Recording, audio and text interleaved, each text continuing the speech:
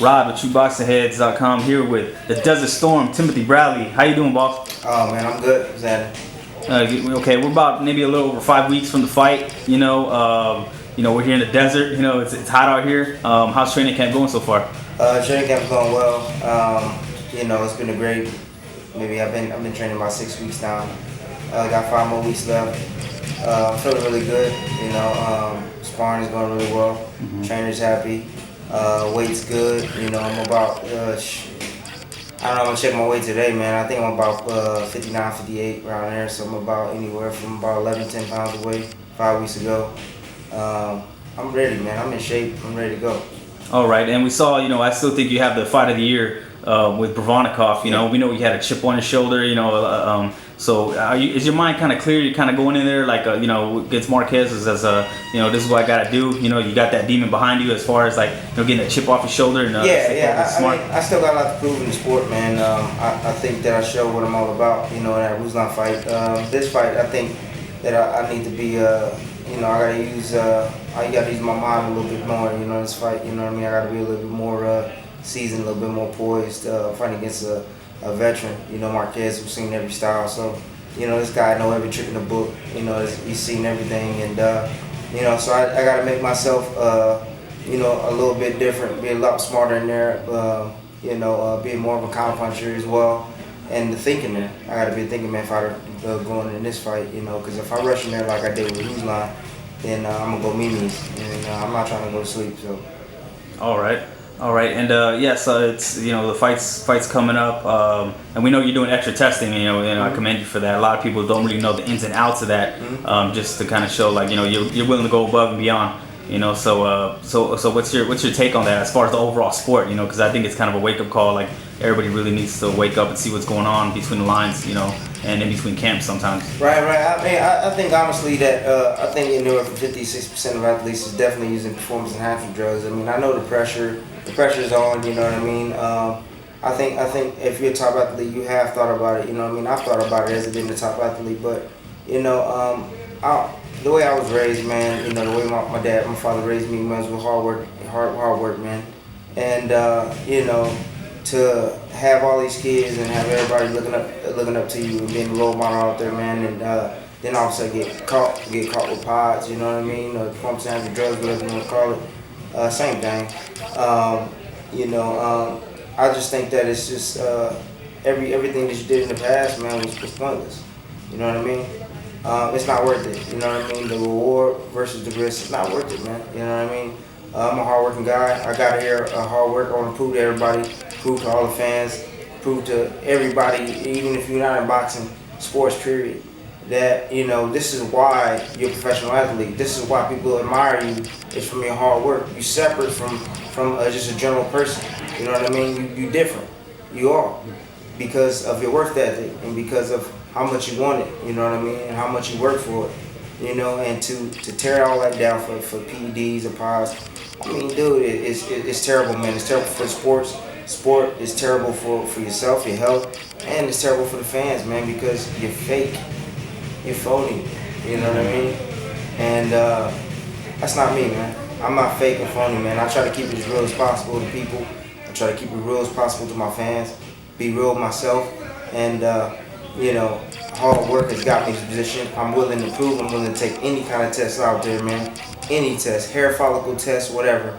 I'm willing to take it. You'll never, ever, ever, ever see any kind of PEDs in my system, ever. All right, and so that's kind of the subject a lot of people don't know about. They just follow the fights and fighters, but they really don't know about the evil science that goes on behind it. So I commend you for taking that extra step, even though you don't have to. Not looking past Marquez, but what do you see? Well, let's rewind this. What do you see as a threat as far as Marquez? What's your assessment of him at this point in his career? Seeing that he's 40 years old, he's still fighting at a high level. But what do you see as far as his strengths, and his weaknesses? What's your assessment on Marquez as a whole? I think the only advantage I have is speed. I think that's my only advantage, you know what I mean? This guy, like I said, he's seen every style out there. He's a veteran, living legend in the sport.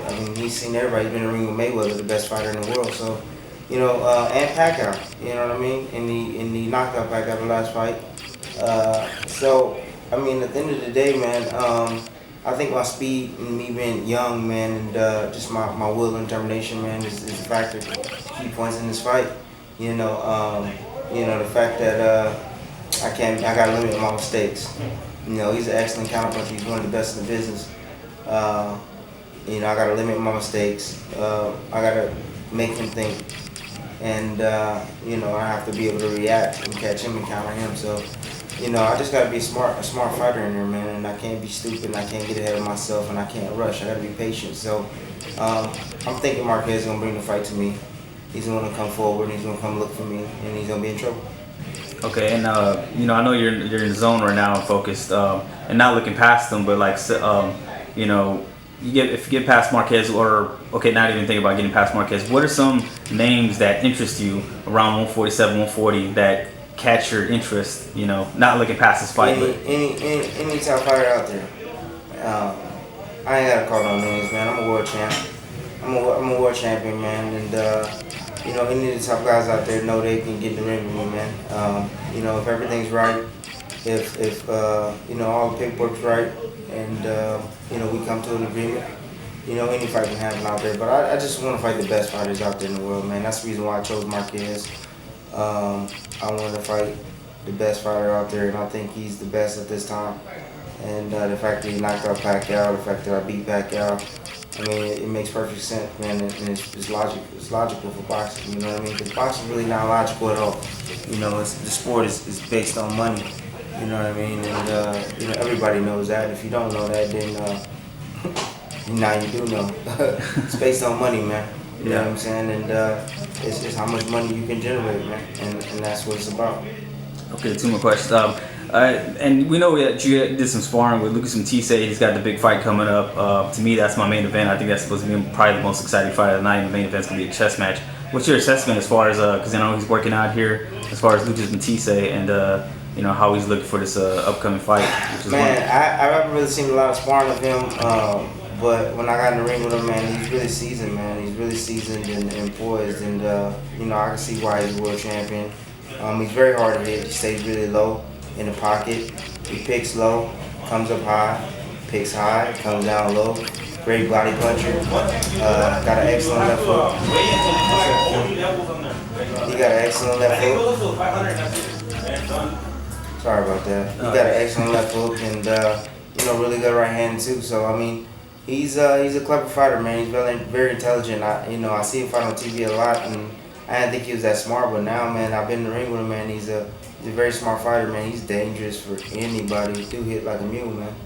Dude can punch, man. And I think Danny Garcia, I picked him early on to win the fight. I think he got his hands full. I think he really does have his hands full, but I still also think that Danny can definitely surprise a lot of people. I know a lot of people pick Matisse to win, even to win by knockout, but I like Danny and his skills, and I like his ability as well.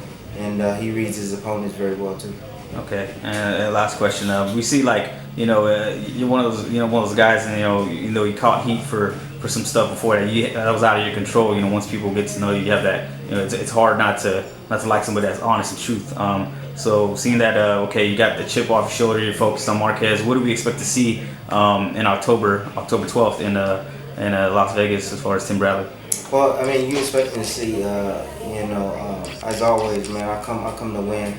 I come to win every single fight. Action-packed fight. I'm willing to win by any means necessary.